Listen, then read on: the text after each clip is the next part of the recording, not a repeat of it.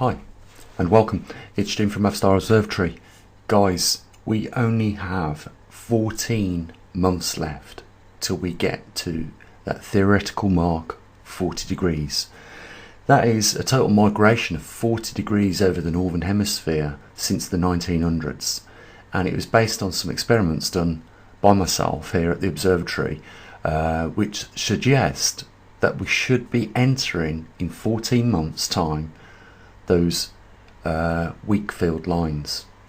It's at the 40 degree mark where we should pass from the strong field lines, which anchor the magnetic North Pole in a slow rate of migration, and then when we surpass that 40 degree mark we should go into the weak field lines and then begin to see some rapid acceleration of the poles if the theory and the experiments conducted by ourselves here are correct. So we are only 14 months away now from that. As you can see, there is 73 miles left to go, and if we continue on the average of 5 miles every month like we've been seeing of migration, we should arrive there in March 2023.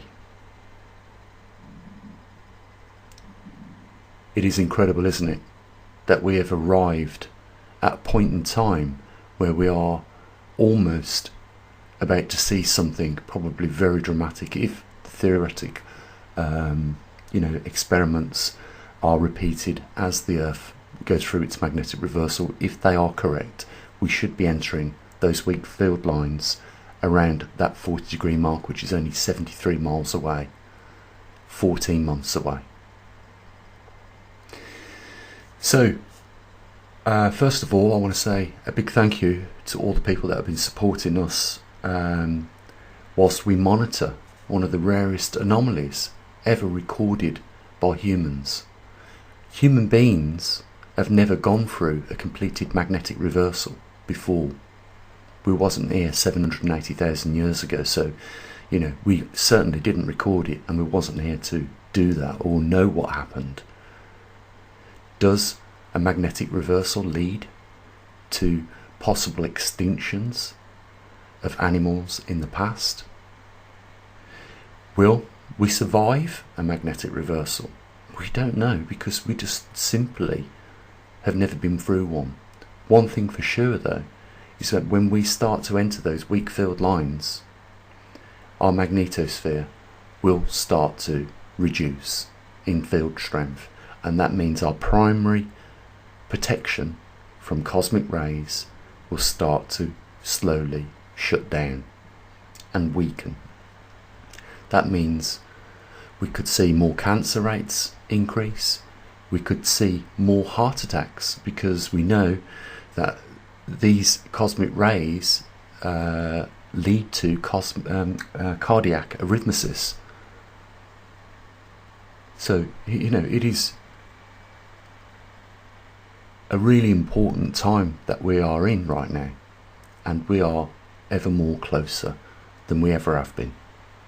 And over the next 14 months it's just going to be one of those things to see what goes on from that point on. It will be a very exciting time in another 14 months, if we start to see a massive uptick in the speed of migration of the magnetic North Pole, because no other scientist has theoretically suggested that this Earth acts just like experiments conducted with magnets and compasses.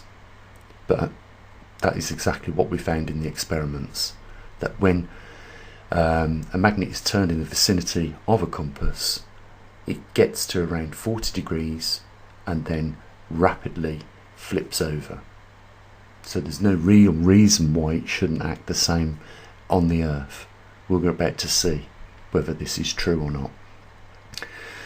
I want to say a big thank you to all those people that have been supporting us. I want to also mention that if you would like to support this, I think, very important work, I think you'll agree with us, there's a link down there in the description. And I wanted to ask, if you are in Russia, central Russia, or somebody that lives in central Russia that would like to house one of our magnetometers, I've got one ready to dispatch. It's not very hard. All you have to do is press a reset button once you've plugged it into the power source, which we can get for you, and once a month take the SD card out of the magnetometer and send us that data to the email address, and we'll process it and put all that up on the website. But I think now more than ever would be a really interesting time to get one of our magnetometers into Russia. I know we've tried before and we've asked before, so there's no real reason why we can't achieve that.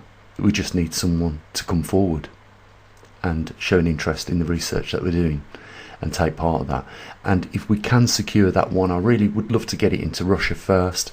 If we can then secure one in Brazil, we have all the corners covered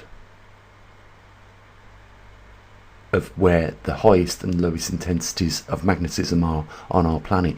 But I really would love to get one into Russia, because that is, as I believe, the epicenter of the main magnetic intensity on our planet right now. So to get one into Russia would be amazing, but the data that we could get back out of that would also be amazing.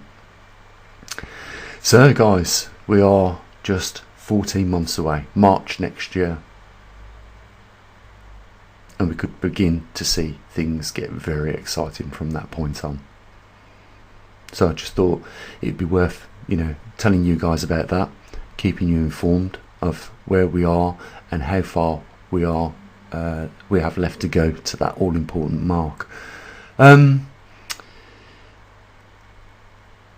So yeah, if you know someone in Russia, or you yourselves are in Russia, or you have family members there, and they would like to help us collect some data on the magnetic intensity over Russia, that would be great.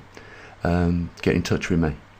And if you want to help support us with this research, there's a link down there in the description. I think now is the time that we should start seeing a little bit more support come from more people, and that would be great. And I just want to thank those that have been supporting us to this very point in time. Guys, I'll say what I usually do. You have a good afternoon, take care of your loved ones, and as always, bye for now.